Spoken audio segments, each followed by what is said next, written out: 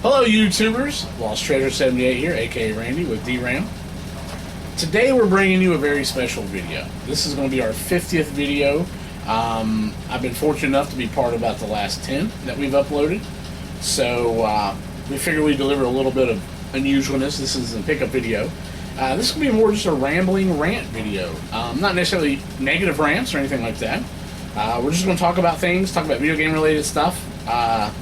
Some lore, this is whatever comes to mind while we're chatting. So, D, you want to start out, or? I got a question for you. What would your thoughts be on a remake of Friday the 13th? The Nintendo version? Yeah. Yeah, I don't know. Pick the rock up, throw the rock. yeah. I think with today's technology, they can make a pretty good version of Friday the 13th. Like, through the eyes of the killer type thing. Yeah. I think it'd be a great survival horror game. Imagine a first-person perspective killer game. Yeah. Yeah. Well, what would be nice is if you could give the option. Like, you could be the killer. Yeah. Or, you know, you could be Jason, or you could be one of the camp survivors or something like that. Have it set up with traditional locations like Crystal Lake and things like that. Maybe have a guest appearance, you know, by Freddy Krueger or something like that. You know, not to sound cliche and cheesy, but yeah, that's not a bad idea, actually. Freddy versus Jason. Yeah.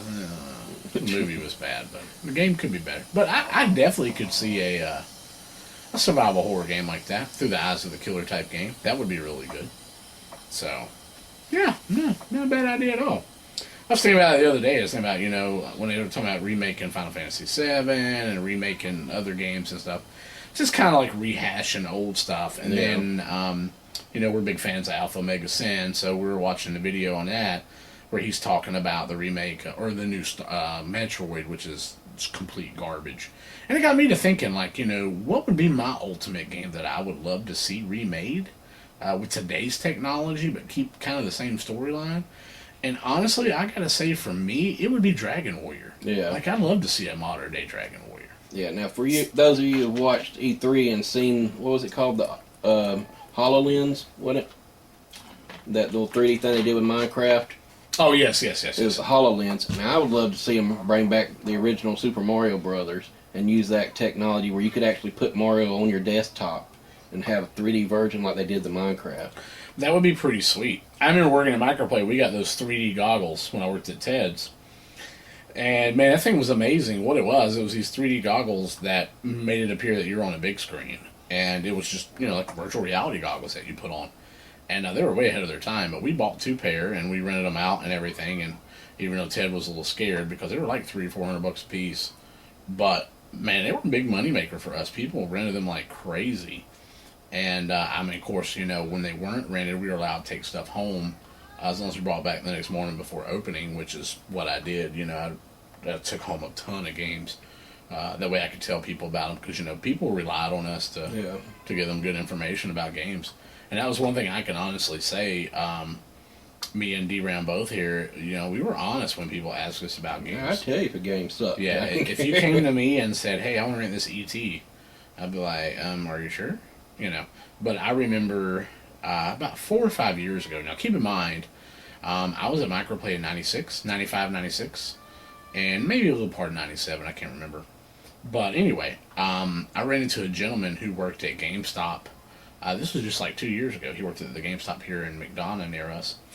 And, like, when I walked in the door, he literally did almost like the whole, we're not worthy, we're not, you know, that type of thing to me. And I was like, what? Because honestly, I really didn't remember this kid.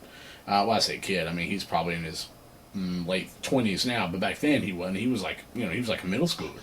And I really couldn't place him. And then he came in and he was like, dude, he's like, I know you probably don't remember who I am. And I'm thinking to myself, yeah, you're absolutely correct, I don't. But I said, no, man, you seem very familiar. I said, you know, did you used to come in Microplay? And he was like, yeah. He was like, remember, I came in. He's like, and I worked all summer long, and I'd saved up $300, and I was fixing to buy the Atari Jaguar. Oh. He was like, and you talked me out of it. He was like, and dude, he was like, I've loved you ever since then. He said, I cannot believe the agony that I would have went through. He was like, he says, I'm not going to lie, dude. He's like, I really still wanted to buy it when I left there. He's like, but y'all were the only people selling it, and you made me feel bad about wanting to buy it. And I was like, well, dude, that wasn't my intention. You know, I'm sorry. I didn't, you know, I don't make you feel bad, you know.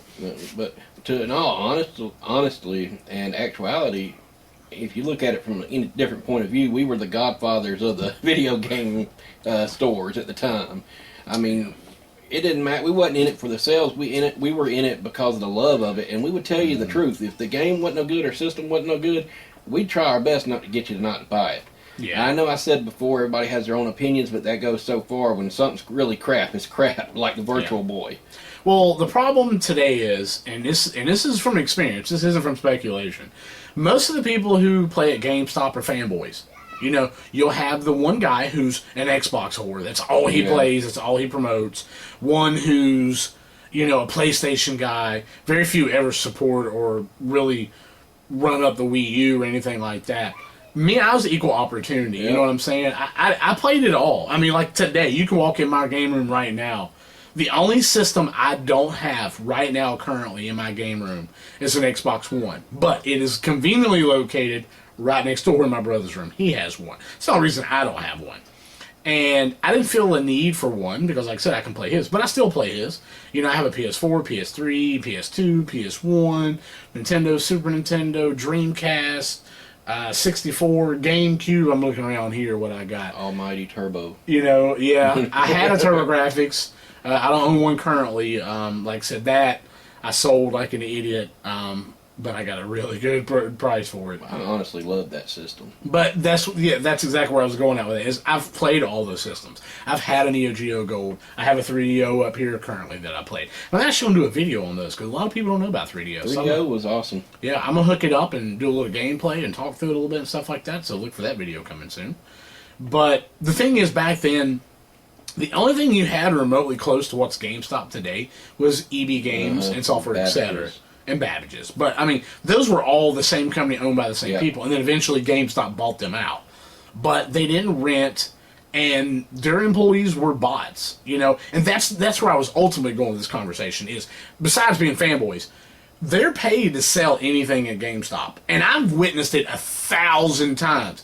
People will walk up to the guy and be like, hey, is this copy of Call of Duty Ghosts the best Call of Duty Ghost there is? And then they hit that. I don't want to lie per se and say, yeah, it is, but they'll say, well, I personally liked it. Which, the minute you say I personally, that means you're lying. Mm-hmm. You know, because my thing is, I'll tell you straight up, look, it blowed. You know, now, I don't like the online parts of it, so for me, it was a great game. But I would say that. I wouldn't say, well, personally, I love the game. I'd say, no. Like, look, the story mode is great. The online part blows chunks, you know. Didn't like it at all. But I'm not one of those people. Anyway, because of people like my brother, who the minute you spawn, you get killed. You know, I can't get... Like the other night, D-Ram taught me into getting GTA 5. So I'm going through the tutorial, and I don't realize they throw you out in an open world with all these people who are different levels.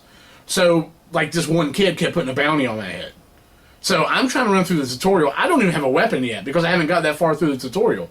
And I keep getting killed. And I told him, I was like, F this, man. I was like, I'm taking this back. But then him and a bunch of his friends, well, his stepson and his girlfriend and some friends of the family, anyway, they all got on like, hey, man, come do missions with us, you know. And it was fun then, because it was back to that whole community thing. And that's what I loved most about MMORPGs, like EverQuest, you know, a lot of y'all hear me talk about that. It's the community. The game itself is very outdated. I ain't gonna lie. EverQuest is very repetitive, and the graphics haven't been really updated that much over the 15 years it's been out. But it's the community, the sitting, the bullshitting, the talking, cutting up, acting a fool, and that's what we did. Like you know, with his stepson, when I got in the, in the channel, I just started heckling him right out the cut. You know, him and his girlfriend, I was aggravating him about some of the radio music and stuff like that. But yeah, things like that. You know, we tell people. You know, look, hey, that blowed. You know, and was no discretion for me whatsoever because I wasn't forced to push stuff, and GameStop employees are. Yeah. GameStop don't want you to say, "Oh, this game sucks," because they bought 50 million copies of it and they got to sell it.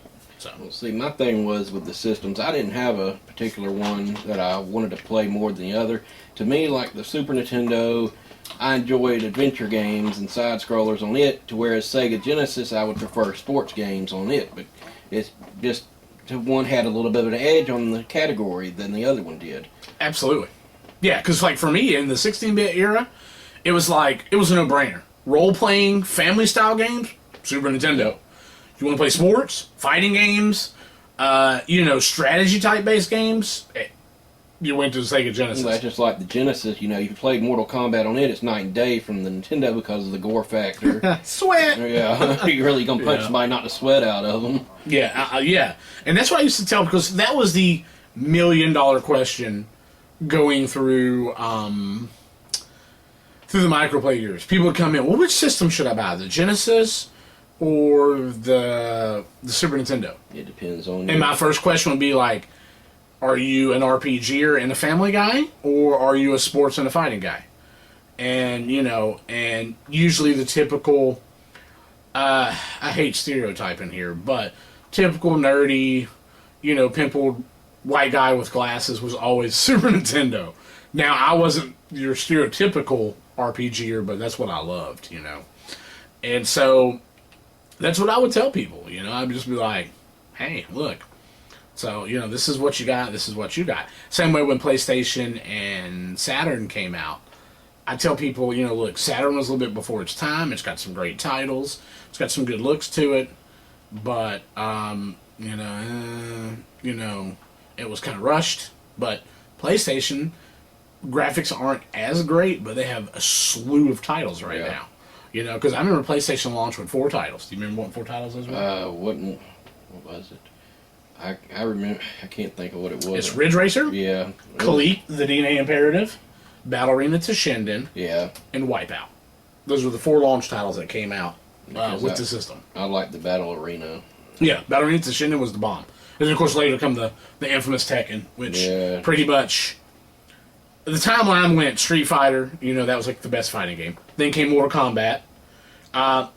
My personal favorite that was added in there was Eternal Champions on the Sega Genesis and the Sega CD. One of the baddest damn fighting games ever, but didn't get much notoriety because Mortal Kombat was out at the time. And I want to say, like I said, the PlayStation had come out a little bit right after that. Because I remember when the Sega CD came out, that was PlayStation's fight, their competition, which was no competition if anybody's played Sega CD. But I am thankful, even though, like I said, we are a little bit older than some of the most newer gamers, the guys that have grown up with PlayStation 3 and PlayStation 4 and all, but we've been around enough to see it go from where you're a little square block running around, and we've got to watch the changing over the years of the more reality-looking games and everything. And it's been, if you had a chance to sit back and go back and play the Atari, Adventure was one of them. That was one of the first RPGs there was. And you were literally a little cube running around, going through these castles, fighting off bats and dragons, and you'd pick up the key, and you'd see this little square block running through with a key. Yeah. But it's been fun watching it change throughout the years. And honestly, it really has. We were fortunate enough to grow up in that technology era. Games are almost realistic now. You know what I mean? You're at where I don't see what I would call a leap and bound improvement on video game systems in the future. We're already at full motion video. Even CGI now is where it looks realistic. Look at Avatar. Those people looked real, and a lot of them, was just CGI. And Jurassic Park's another example. We went and saw Jurassic World on my birthday. Those dinosaurs looked real. Like they could really be out there living in the woods right now, So I don't see technology jumping that far. Now, I was born in 78, so Atari was already out. So I grew up with it a little bit. I played it originally. It was my first game system. But when you go back and you play games like Pitfall, and you play games like Donkey Kong. Now, Donkey Kong still stands the test of time to this day. But still, you look at the graphics-wise. And then you look at what we've got today, it's amazing, And we got to see that evolve. And, that myself was amazing to me, being a diehard gamer. Like, I got to watch and anticipate and see what sucked, what didn't suck, things like that. And working at Microplay, I was fortunate enough to experience most of the evolution, because when I went to Microplay, when I first worked at Microplay, all we had was Super Nintendo, Sega Genesis, and 3DO. And in my time from there to the time I left, I got to see PlayStation 2. Don't forget the 32X. 32X, Sega CD, the Sega Saturn, the 3DO, the Dreamcast, Saturn, Neo Geo. We got to experience all that. N64. You know, we got to experience all that while working at the video game store. And we got to be a part of one of the very first ever Mortal Kombat tournaments. Yeah, absolutely. And I remember going to the mall. We had a place called the Tilt. Yeah. And they had a Virtual Fighter tournament there. And I remember Virtual Fighter was like, whoa, all these polygons. You know, nowadays you look back and like, wow, that was cheesy as hell. But back then, oh no, like N64, like GoldenEye. Oh yeah. Went back and played GoldenEye. Can't do it now. Yeah, me and my brother went and played it the other day, and I was like, God, this is horrible. But I remember though, it was the bomb. Same way with Shadows of the Empire for the 64. Another great game. Now, That would be a great remake. that would be an awesome remake. They almost did it with Knights of the Old Republic for the Xbox, but I would love to see another RPG-ish Star Wars. You know, we had The Force Unleashed, which was kind of it's more like run through, but like one that was like Knights of the Old Republic, something like that. I would love to see that too with today's technology. Now the new Battlefront looks pretty good, but again, it's just shoot 'em up type thing. That's just run around. And everybody knows the horrific end of Speed Racer, or what was it, Pod Racer? Pod Racer. For the 64 for Star Wars. Sorry guys, I but tried to play that the other day. that game was horrible. Yeah, just can't talk about it. It gets me all emotional. But anyway, but yeah, that's some of the things, like I said, coming back to the video game store talk, we advise people a lot, and going back to the Jaguar was a highly potential system. I do think the ability was there. What was lacking was the smarts. Yeah. A freaking controller with 24 buttons, and then trying to make those buttons active. Yeah. And then they tried the whole overlay thing like a television had, and it's like, dude, I don't have time to look down and see what button does what. Like, I get like that now sometimes on 360 games and PS4 games.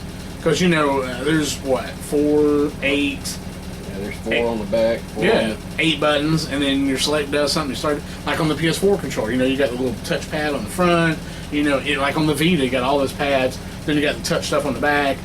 And it's just like, it's too much sometimes. That's what I really loved most about Nintendo, Super Nintendo, even up to the Genesis 6-button controller. It was KISS. I always say KISS. Keep it simple, stupid. Very easy. There's no confusion. The controllers felt good. Even those old square-ass Nintendo controllers, after 5 hours of play, they still felt good in your hand. The 360 ones, I know they got the vibration and all that, but they get kind of heavy after a while. And then they get slimy.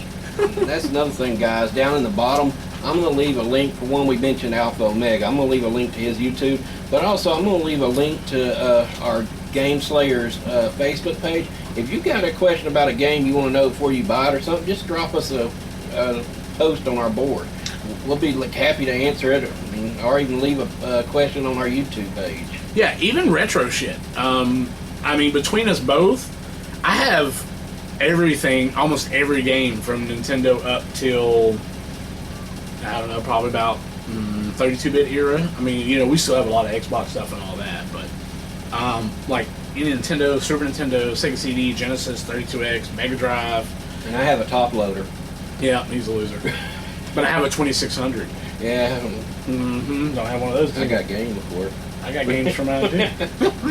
But yeah, so like I said, leave us a comment, put it on the page. We'd love for you to go to the page, like it, subscribe to it.